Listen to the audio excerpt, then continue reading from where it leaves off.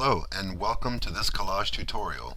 Here are a few of the layouts that I want to work on today. I'm not sure which one I'm going to do.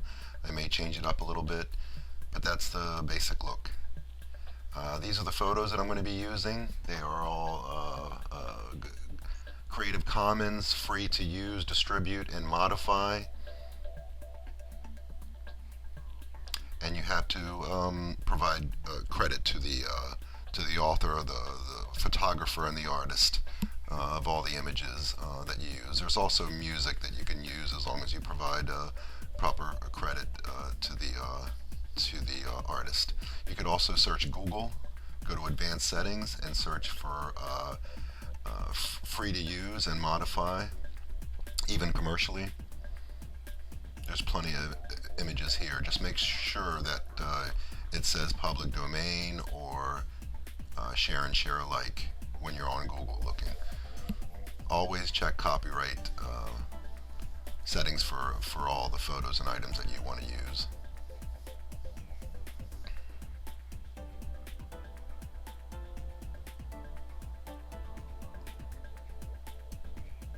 Okay, so let's get started. This is the photo of the woman. I'm going to place her in the working area and start clipping out just her body. Now I want to speed up certain sections of this tutorial so you're not just waiting around for me to finish. Mainly I just use the clip tool and go through and cut her out. It's time consuming. It doesn't have to be perfect. I know other people do it different ways, but I do like it, doing things the way I do, and this is how I work in Photoshop. I kind of destroy layers and just cut and clip things out and erase, and instead of saving any type of, the layers, because it's just a graphic, it's not going to be reused.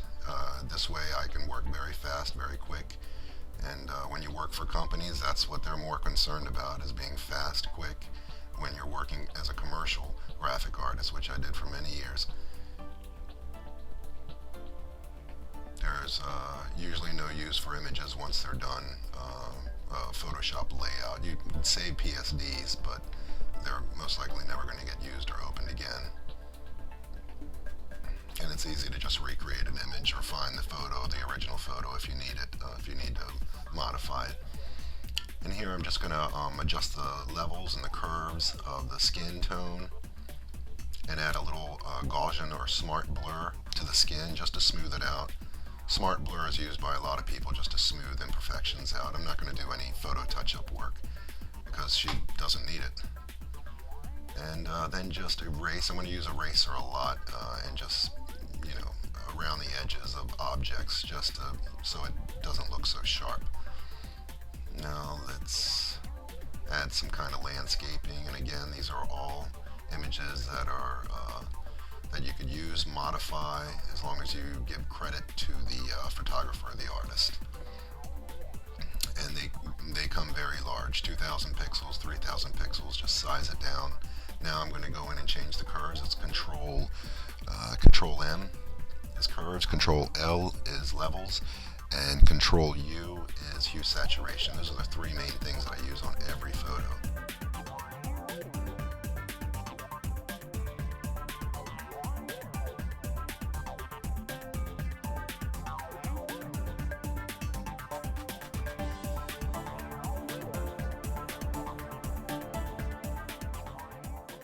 And this is a brush stroke, a dark brush stroke tool that just makes it almost look like it's not a photo, like it's maybe a painting. So, and this is like a sci-fi image, so I want everything to actually not look so real, but to look kind of sci-fi, almost like it was just an airbrush.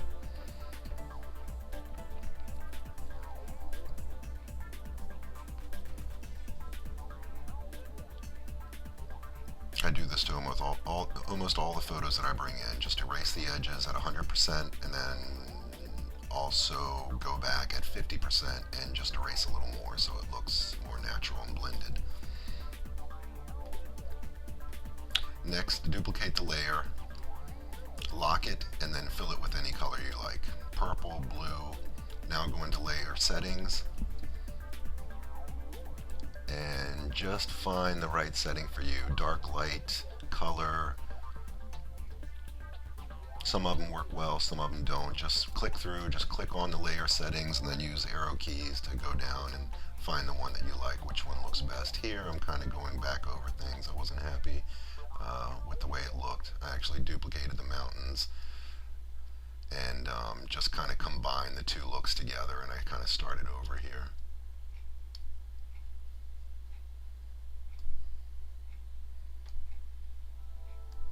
So fill it with color.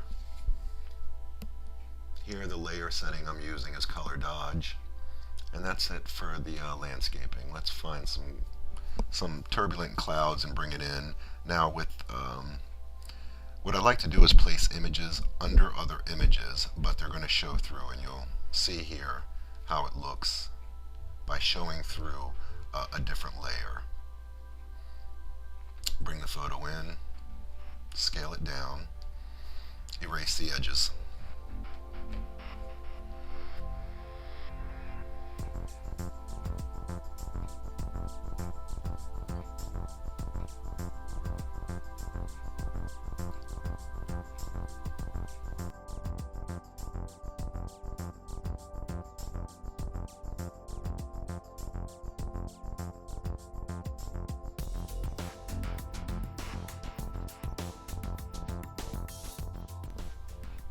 Then go into curves or levels, Control M, Control L, and darken up the image a little bit. You can change the color with levels, add some saturation.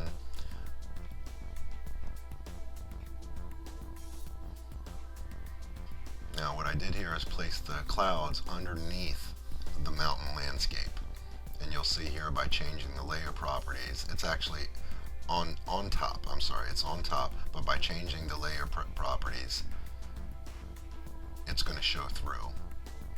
And what I'm doing here is I'm using a smudge tool, and I'm going into the mountain image and just stretching out the sky that was above the mountains, and now it reveals the clouds.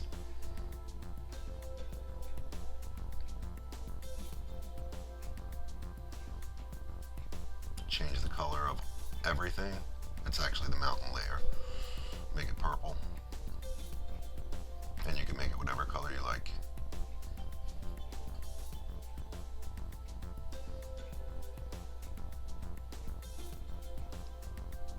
And you can add any kind of image you like here. This is just for effects, smoke, nebulas, stars, a moon. And just do the same thing. Erase the edges. You can adjust the curves, the levels.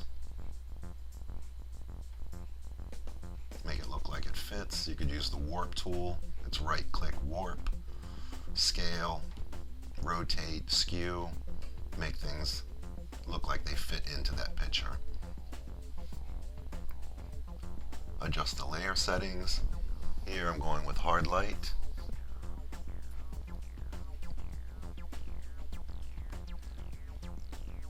Duplicating that layer again and just moving it over some.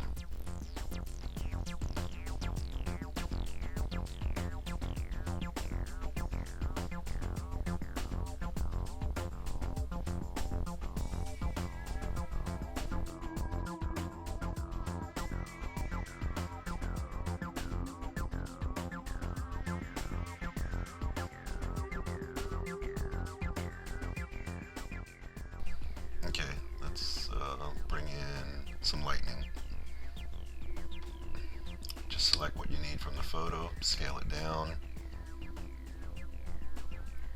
bring it in, adjust the coloring. This is a gold, so gold doesn't really match here too much, or maybe it does, but I'm going to change it to like a blue or purple maybe, and then change the layer setting. Darken works pretty good for that layer setting.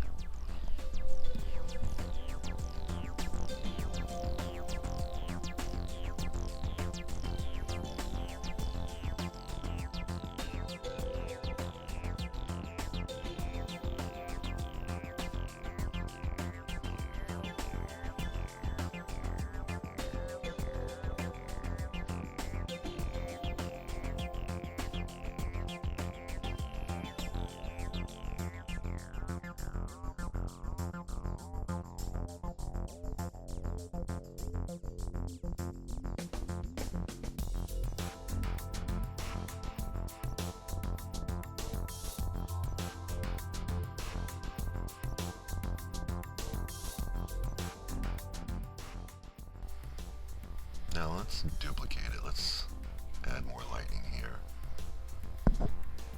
Couldn't find another photo of lightning so it doesn't look the same, but you'll see here, by changing the size and warping it, you can make it look like a different photo or a different lightning bolt.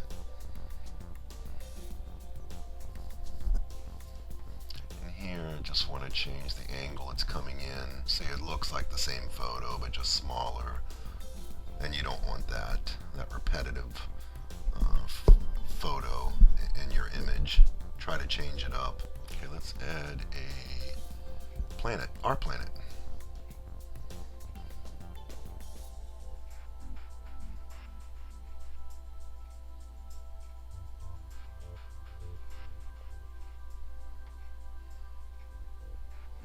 Size it down a little bit. She is far from home. Darken it. Here you can adjust the curves and adjust the levels and add color, but we're going to add color a different way. Let's duplicate that layer, lock it, and fill it with any color you like. I'm going to go with purple color, and then change the layer setting to, let's see, dark light, color dodge. You can try them all out, whichever one works or looks good for you. Stick with that. So dark light looks good here, and I'm going to erase some of that color just a little bit to show a little white around her so she stands out. Erase some of the edges of the planet of Earth here. Now that's it. Okay, moving on. Let's start working on the color of the model. Duplicate her layer, lock it, fill it with any color you like. I'm going to go with a purple or aqua, like a blue color. And then you can tweak it with Hue Saturation, Control U.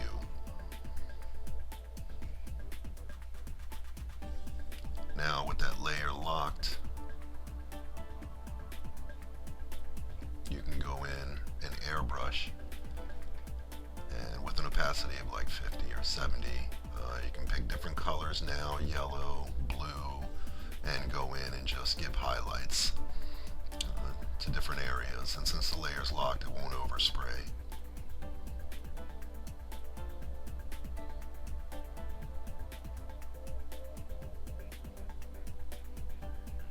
Now let's work on the eyes and the lips. Let's add some effects and make her look like a vampire. So here, just work on new layers. Create a new layer, and then use the airbrush tool and start adding some color. Just using the airbrush tool. Now choose a layer setting, which is going to make it look like where it's going to allow the photo that's underneath to come through, to show through. There's a dark light here. It looks pretty good.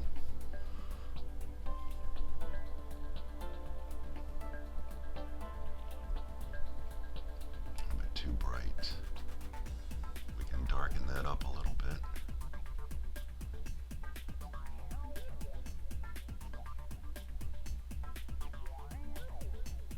Dark light looks the best for that layer setting. Now the photo underneath shows through. And now on a new layer, you can airbrush in some more red, so it kind of looks like the blood is smudged. And change the layer setting to that, to color works pretty good.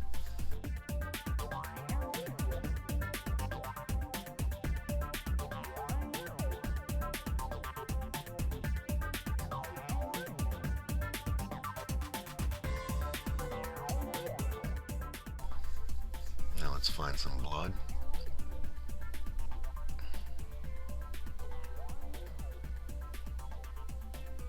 Bring this in. A little too big. Okay, scale it down.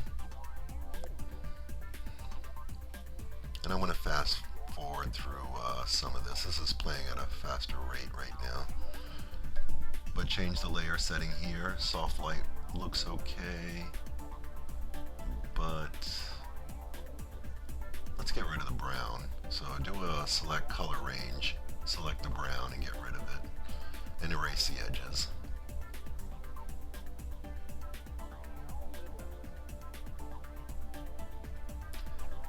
Now change the layer properties. Intensify looks pretty good. And now use the smudge tool and just kind of make it look natural, like it's dripping down and conforms to her body. We're going to add more blood. This is just a start.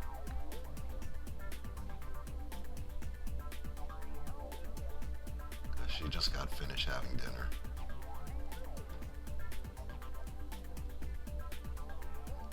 Bring it in, turn it around. You could even use the warp tool on this. I'm not going to do it here, but the warp tool would make it look good too, and you can kind of use the warp to conform it to her body a little more.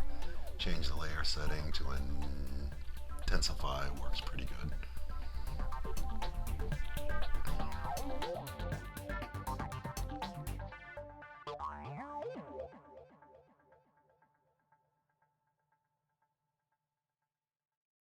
Let's add some more right underneath her lips. These are all different layers. Your Photoshop file could have 100 layers. I remember a long time ago, I think it only went up to 99 layers, and I used to reach that 99 layers a lot of times. But now I'm not sure if, I think it's there is no limit now. So a new layer. Airbrush some color for her eyes.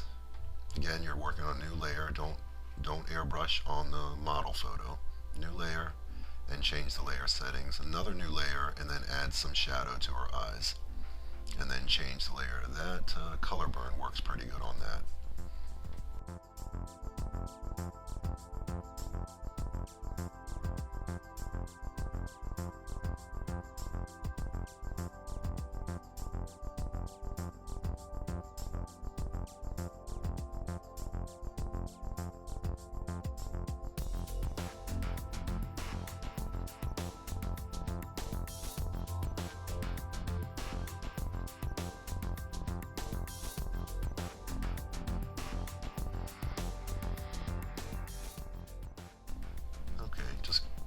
Going to cut out just the part that I want here.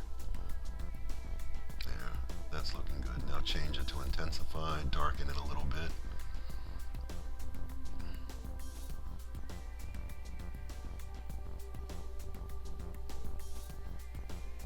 Use curves to darken it up a little bit.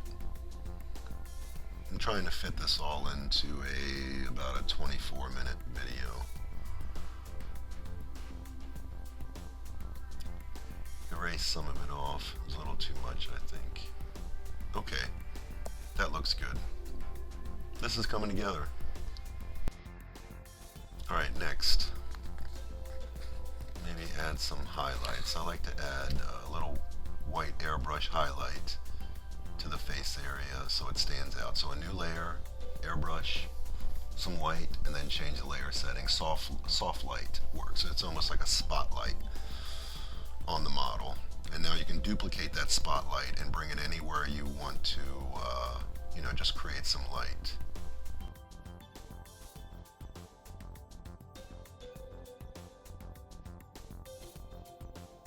Alright, moving on, let's add some text, because again, a commercial is a good field to get into with graphics, because you'll make money. So it's not just artwork, it's there for a purpose, and somebody's paying you and to do this, so there's usually a logo or some titling. It could be a book, it could be an email blast that you're doing.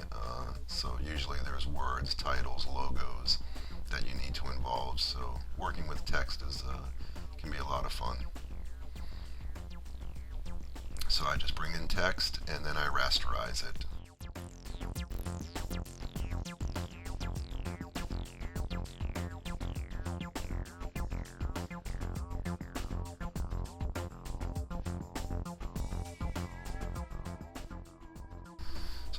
smudge tool after rasterizing text, duplicating the text again, and then underneath adding a little outer glow, changing the color of the outer glow. And the smudge tool was used to just smear the bottom edges of the lettering. Now on that the top layer of the text, I'm airbrushing a little black in the top, and this is it. I think this is all that I want to do to this photo. Let's add some hair, some flowing hair to it, and then we got to add some light to the back or behind the hair so you can see the hair, so it'll stand out.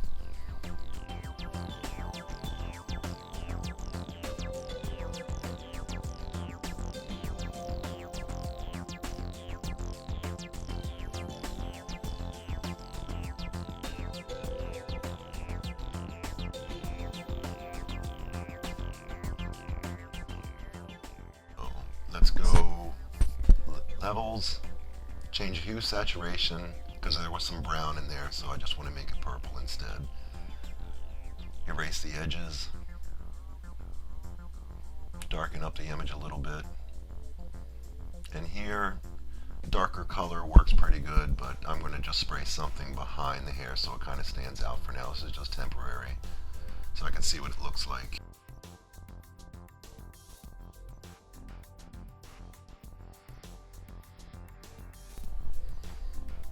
I'm not sure which layer to go with, but I think dark burn looks the best. And we'll add something else behind her hair instead of that purple airbrush.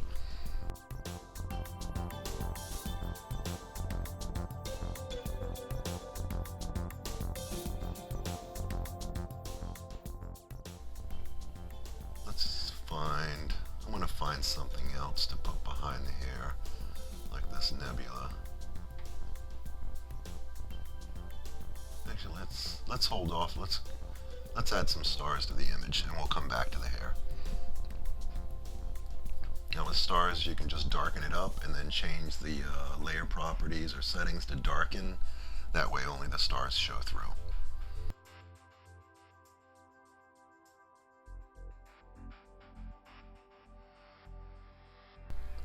Erase the edges, position it where you like, and remove stars that don't really fit in.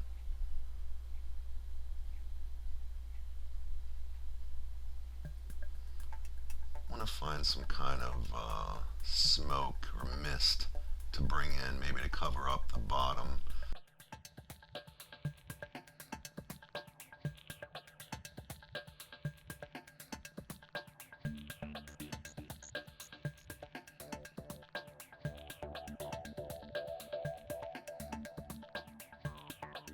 Okay, let's bring that mist in now and put it down by her knees.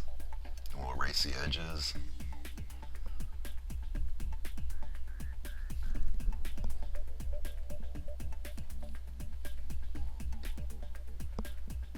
Now layer settings for this. You can try lightning, looks pretty good. Then go to levels and darken it up. Now all you really see is the mist or the smoke. Now you can duplicate that layer and then put the new one right behind her, so it looks like there's smoke behind her and in front of her.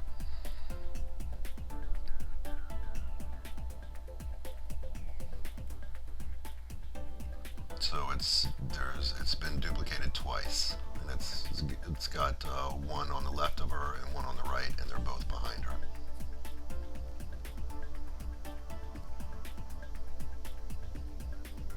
What else? How about let's get back to the hair again. This is going to be for the right side. Scale it down. Try to fit it in and match it. Darken it.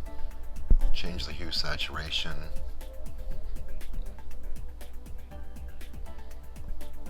Change the layer properties to darken. Go to levels, darken it a little more. Let's duplicate it and add some more above there. Okay, that looks good. Now we need the hair to stand out, so we need to put something behind it.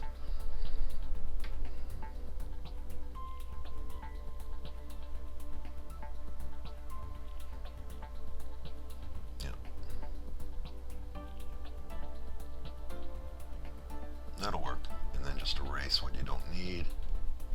And now the hair will stand out a little more. And that's about it. So thanks for watching. I hope you liked it.